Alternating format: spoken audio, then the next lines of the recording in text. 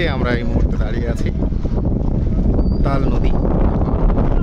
কিছুদিনের মধ্যে হয়তো ঝড় বৃষ্টি শুরু হবে, ঠিক তার আগে আগে। এখন মে মাস 2024 সাল। আর এখানে এই জায়গাটা বিখ্যাত মূলত কাঠের ব্যবসার জন্য। দেখুন নৌকায় কীভাবে তারা কাঠ দিচ্ছে।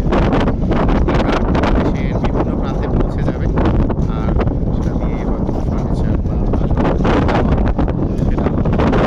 তো এই সুন্দর বাতাসে দেখতে পাচ্ছেন মানুষ কাঠ নিয়ে আসছে। পানিতে কিন্তু কাঠের ওজনটা অনেকটা কমে যায়, এই জন্য উনি বড় বড় গুঁড়ি খুব ইজিলি নিয়ে আসতে পারছেন। যদি দেখানোর চেষ্টা করি, এই যে আরও কাঠ এখানে তারা তোলার চেষ্টা করছে। দেখুন নৌকায় কীভাবে কাঠ হচ্ছে।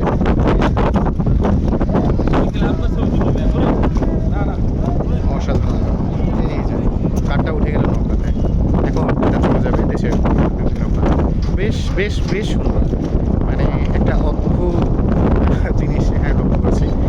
এই যে মানে যে কোনো জিনিস পানিতে নামার পর যে ওজন ছেড়ে দেয়, সেই জিনিসটাকেই ব্যবহার করে তারা এই কাজটা করছে। ফিজিক্সের অসাধারণ ব্যবহার, সেটাতে কাঁচ,